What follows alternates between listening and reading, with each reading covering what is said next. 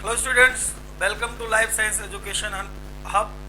बेटा ये हमारा जो है 7वां लेक्चर है लाइफ प्रोसेस का, जिसमें हम आज पढ़ेंगे फोटोसिंथेसिस कहाँ पर और कैसे होता है। फोटोसिंथेसिस का यानी कि साइट ऑफ फोटोसिंथेसिस, क्या साइट ऑफ फोटोसिंथेसिस, फोटो प्रकाश संश्लेषण की जगह, प्रकाश संश्लेषण कहाँ पे होता है। तो देखिए बेटा, जैसा कि हम पहले से जानते हैं कि फोटोसिंथेसिस जो होता है वो प्लांट के ग्रीन पार्ट में होता है। कहाँ होता है? प्लांट के हरे पार्ट में होता है। और बेसिकली प्लांट का पार्ट हरा कौन सा होता है? प्लांट का लीफ जो हमें दिखाई पड़ता है वो दूर से ही दिखाई पड़ता है कि प्लांट, अगर कोई चीज हरा हरा दिखाई पड़ता है तो हम लोग कहते हैं कि वो प्लांट है, लेकिन पास में जाते हैं तो ज्यादा से ज्यादा पार्ट हमें लीफ ही दिखाई पड़ता है कि लीफ ही जो है वो हरा होता है बेटा। अब आइए देखते हैं, हम एक छोटे से डायग्राम के द्वारा देखते हैं कि ये लीफ हरा क्यों होता है और लीफ में क्या होता है जिसकी वजह से वो हरा होता है। बेटा लीफ में क्या होता है? लीफ में एक ग्रीन पिगमेंट पाया जाता है, क्लोरोफिल। इसी क्लोरोफिल की वजह से जो हमारा लीफ है वो बेटा जो है ग्रीन दिखता है। क्लोरोफिल कहाँ पाया जाता है? क्लोरोफिल क्लोरोप्लास्ट में पाया जाता है। ये फोटो रिसेप्टर का काम करता है। क्लोरोफिल जो है वो फोटो रिसेप्टर का काम करता है, फोटो यानी कि लाइट को रिसीव करता है। तो ये देखिए, ये एक लीफ है, सिंपल सा लीफ है। इस लीफ का छोटा सा पार्ट यहाँ से काट करके हमने इसका ट्रांसवर्स सेक्शन दिखाया है आपको। ये इस लीफ का, इसी लीफ का ट्रांसवर्स सेक्शन है, छोटा सा पार्ट देखा गया है। तो देखिए ये अपर एपिडर्मिस, ये आपका ऊपर अपर एपिडर्मिस है।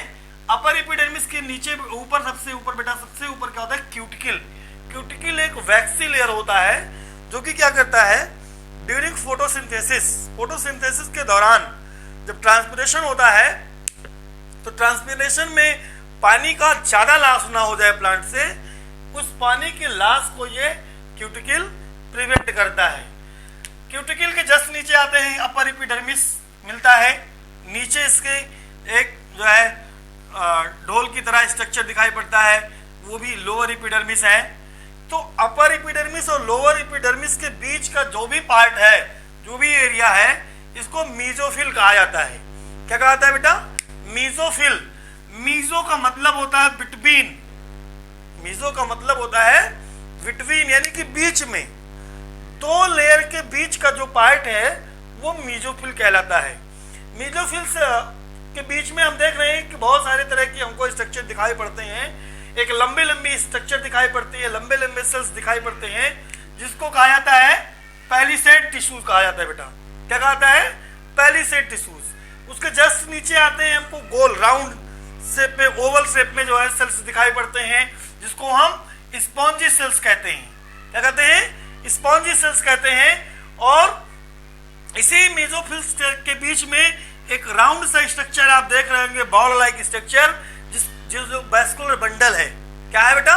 वो वेस्कुलर बंडल है। वेस्कुलर बंडल हमने आपको बताया होगा कि वेस्कुलर बंडल दो चीजों से मिलकर बनता है, जाइलम और फ्लोएम। जाइलम और फ्लोएम, ये जो है ये वेस्कुलर बंडल है। ठीक है बेटा? तो यहाँ पे जो ऊपर वाला पार्ट है, ये जो ऊपर पार्ट है ये बेटा ये जाइलम है और इसके नीचे फ्लोएम है, ये वेस्कुलर बंडल है। अब देखिए इसके नीचे लोअर एपिडर्मिस में जो है ये स्टोमेटा पाए जाते हैं। अच्छा, लोअर एपिडर्मिस में स्टोमेटा क्यों पाए जाते हैं? लोअर एपिडर्मिस में स्टोमेटा इसलिए पाए जाते हैं कि अगर ऊपर रहेगा, ऊपर सरफेस पे रहेगा, डॉर्सल सरफेस पे, तो पानी ज्यादा लॉस होगा, और ज्यादा लॉस हो जाएगा पानी का तो प्लांट सूख भी सकता है। इसलिए नीचे होता है कि लाइट तो लीफ पे डायरेक्ट पड़ता है, लेकिन स्टोमेटा नीचे होता है तो डायरेक्ट स्टोमेटा पे लाइट नहीं पड़ पाता, जिससे कि ट्रांसपिरेशन जो है होता तो है लेकिन कम होता है, तो पानी का लॉस जो है कम होता है। इसलिए लोअर एपिडर्मिस में स्टोमेटा होता है। अब आप देख पा रहे होंगे बेटा यहाँ पे डायग्राम में कि जो पैलिसेड टिश्यूज हैं और स्पंजी सेल्स जो हैं, इसमें आप देख रहे होंगे कि डॉट डॉट है, ऐसे ऐसे डॉट डॉट है। ये जो डॉट डॉट पार्ट दिख रहा है बेटा, यही क्लोरोप्लास्ट है। क्या है? यही क्लोरोप्लास्ट है बेटा। अब फिर मैंने इस एक डॉट को निकाल लिया है बाहर और मैग्नीफाई करके दिखाया है आपको। ये देखिए, ये आपका क्लोरोप्लास्ट है। ये जो है ये आपका क्लोरोप्लास्ट है बेटा। क्लोरोप्लास्ट मैंने जो एक सेल ऑर्गेनेल्स है। क्लोरोप्लास्ट क्या है? क्लोरोप्लास्ट सेल के अंदर पाया जाने वाला एक सेल ऑर्गेनेल्स है बेटा। जैसे और सारे सेल ऑर्गेनेल्स पाए जाते हैं, mitochondria, Golgi complex, endoplasmic reticulum, ठीक है, तो न्यूक्लियस। ऐसे ही एक सेल ऑर्गेनेल है क्लोरोप्लास्ट, जो कि कहाँ पाया जाता है? पैलिसेड टिश्यूज और स्पॉन्जी सेल्स के बीच में पाया जाता है। पैलिसेड टिश्यूज लंबी लंबी सेल्स होती हैं। स्पॉन्जी सेल्स बेटा ये जो होती हैं वो कैसी होती है?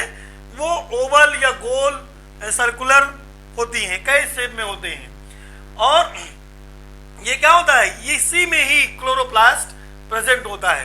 क्लोरोप्लास्ट बेटा डबल मेम्ब्रेन होता है, डबल मेम्ब्रेन स्ट्रक्चर होता है, ठीक है। क्लोरोप्लास्ट में दो लेयर होती हैं, एक आउटर लेयर एक इनर लेयर। और क्लोरोप्लास्ट के अंदर दो चीजें प्रेजेंट होती हैं जो कि फोटोसिंथेसिस के लिए हेल्प करती हैं, फोटोसिंथेसिस के लिए इंपॉर्टेंट होती हैं। एक होता है बेटा ग्रेनम। क्या होता है? ग्रेनम। ग्रेनम का मतलब ग्रेनम एक ग्रेनम जो है प्लूरल वर्ड हो गया, ग्रेना प्लूरल वर्ड हो गया, ग्रेनम सिंगुलर है। ये एक डिस्क लाइक स्ट्रक्चर होता है, तस्तरी की तरह एक स्ट्रक्चर होता है, कॉइन की तरह एक स्ट्रक्चर होता है। इसमें क्या होता है कि ये कई सारे कॉइन लगता है कि एक के ऊपर एक कॉइन रखे हुए हैं, एक तस्तरी के ऊपर दूसरी तस्तरी रखी हुई है, और इस तरह से एक ग्रुप ऑफ ग्रेनम बना लेते हैं। क्या बनाते हैं? ग्रुप ऑफ ग्रेनम बना लेते हैं। तो एक ग्रुप ऑफ ग्रेनम को कहा जाता है बेटा थैलेकॉइड।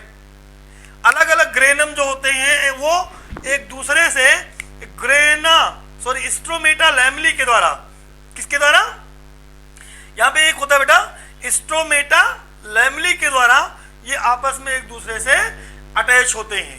फोटोसिंथेसिस का प्रोसेस जो कंप्लीट होता है वो इसी स्ट्रोमा लैमली में ही कंप्लीट होता है बेटा।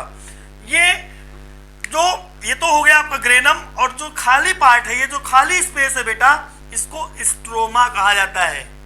ये स्ट्रोमा और ग्रेना क्या है, इसका क्या काम है? जो हमने बात की थी बेटा, क्लोरोफिल की बात की थी जो हमने, यानी कि जो जिसकी वजह से लीव्स या लीफ प्लांट के पार्ट्स जो ग्रीन दिखते हैं, जो ग्रीन पिगमेंट होता है क्लोरोफिल, वो क्लोरोफिल बेटा इसी ग्रेनम में ही पाए जाते हैं। कहां पे? इसी ग्रेनम में ही पाए जाते हैं क्लोरोफिल।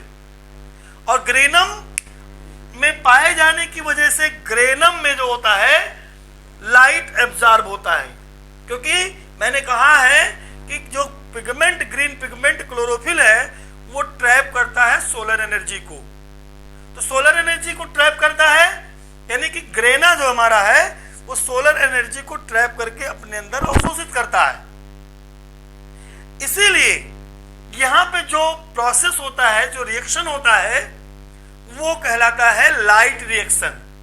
क्लोरोप्लास्ट के अंदर जो फोटोसिंथेसिस में दो काम होते हैं, एक डार्क रिएक्शन होता है, एक लाइट रिएक्शन होता है। एक होता है बेटा लाइट रिएक्शन और एक होता है बेटा डार्क रिएक्शन। डार्क रिएक्शन ऐसा रिएक्शन जो लाइट के प्रेजेंस में हो रहा हो, ऐसा रिएक्शन जो लाइट के प्रेजेंस में हो रहा हो उसको लाइट रिएक्शन कहा जाता है बेटा। डार्क रिएक्शन, डार्क का मतलब अंधेरा, डार्क का मतलब अंधेरा।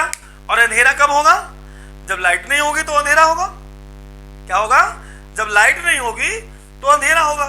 यानी कि ऐसा रिएक्शन जो अंधेरे में हो रहा है, यानी कि लाइट के एब्सेंस में जो हो रहा है रिएक्शन, उसको कहा जाता है डार्क रिएक्शन। ठीक है बेटा? तो देखिए ग्रेना में तो लाइट ट्रैप हुआ क्लोरोफिल के द्वारा, तो यहां पे जो रिएक्शन होगा बेटा वो लाइट रिएक्शन होगा। ठीक है?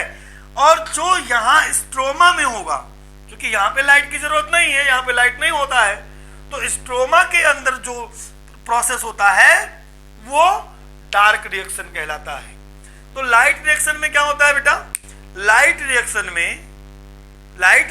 में फोटो एब्जॉर्ब किया जाता है, यानी सनलाइट एब्जॉर्ब किया जाता है। जब सनलाइट आता है तो वहां पे फोटोलाइसिस ऑफ वाटर होता है। क्या होता है? फोटोलाइसिस ऑफ वाटर होता है। क्योंकि ये जो जाइलम और फ्लोएम पाए गए हैं लीव्स के मेसोफिल में, वो क्या करते हैं, ये इस जाइलम के द्वारा वाटर अवशोषित होता है, वाटर आता है। ठीक है, तो वाटर जो है आता है ग्रेनम के अंदर।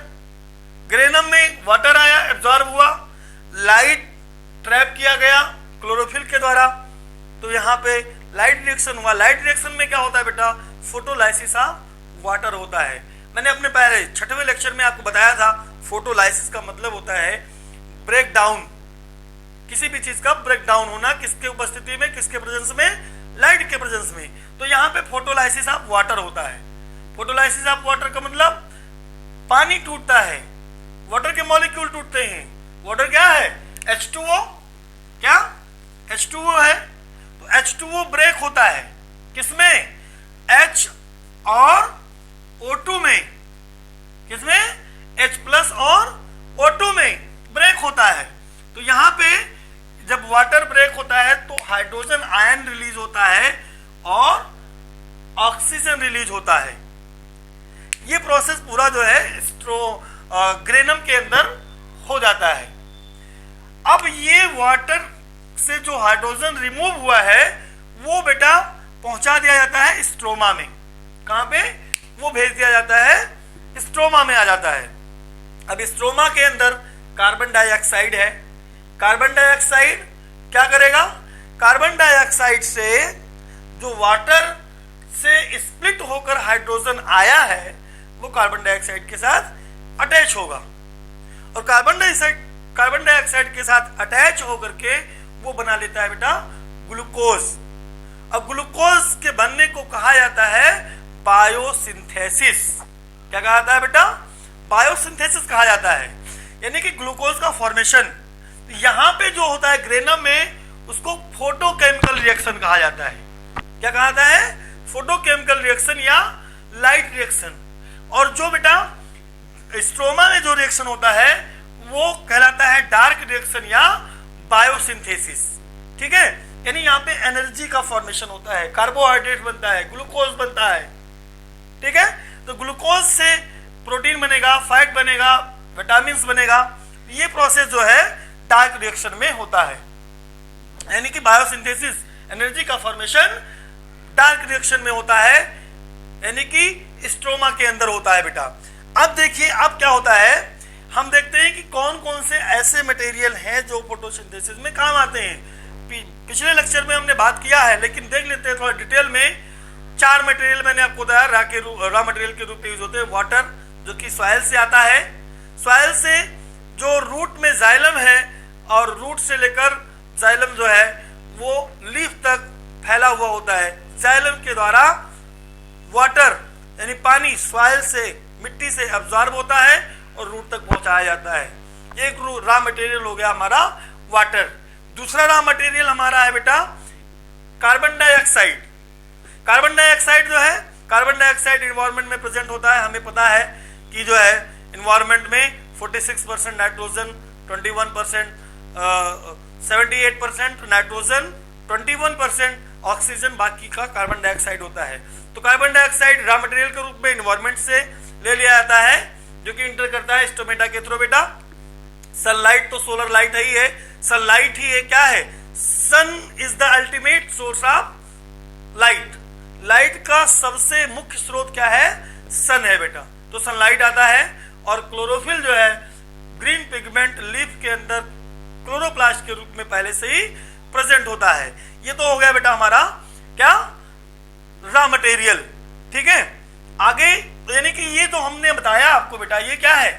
ये मैकेनिज्म ऑफ फोटोसिंथेसिस है। क्या है? Mechanism of photosynthesis. फोटोसिंथेसिस के मैकेनिज्म में 2 चीजें आती हैं, एक लाइट रिएक्शन आता है और एक डार्क रिएक्शन होता है बेटा। ठीक है,